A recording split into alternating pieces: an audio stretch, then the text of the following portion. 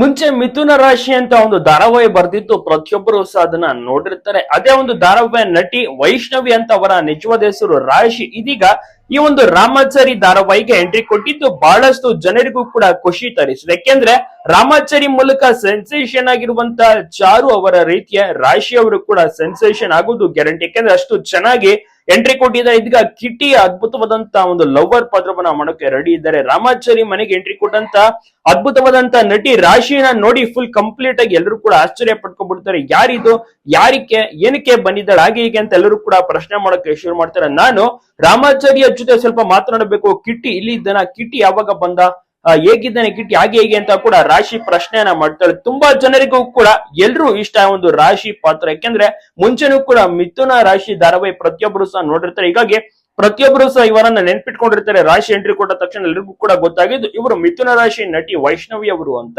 S ಹೌದು, ತುಂಬಾ ಚೆನ್ನಾಗಿ ನಡೆಸ್ತಾ ಇದ್ರು ಮಿಥುನ ರಾಶಿಯಲ್ಲಿ. ಇದೀಗ ರಾಮಾಚಾರಿಗೆ ಬಂದಿದ್ದು ಬಹಳಷ್ಟು ಜನರಿಗೂ ಕೂಡ ಖುಷಿ ತರಿಸಿದೆ. ನೀವು ಕೂಡ ಮಿಥುನ ರಾಶಿ ಧಾರಾವಾಹಿ ನೋಡ್ತಾ ಇದ್ದಾರೆ, ನಿಮಗೂ ಕೂಡ ಖುಷಿ ಆಯ್ತು, ಕಮೆಂಟ್ ಮಾಡಿ ನಿಮ್ಮ ಒಂದು ಅನಿಸಿಕೆ ಅಭಿಪ್ರಾಯವನ್ನ ತಪ್ಪದೆ ತಿಳಿಸಿ. ಹಾಗೆ ಎಲ್ಲ ಕಡೆ ವಿಡಿಯೋನ ಶೇರ್ ಮಾಡೋದನ್ನ ಮಾತ್ರ ಮರಿಬೇಡಿ.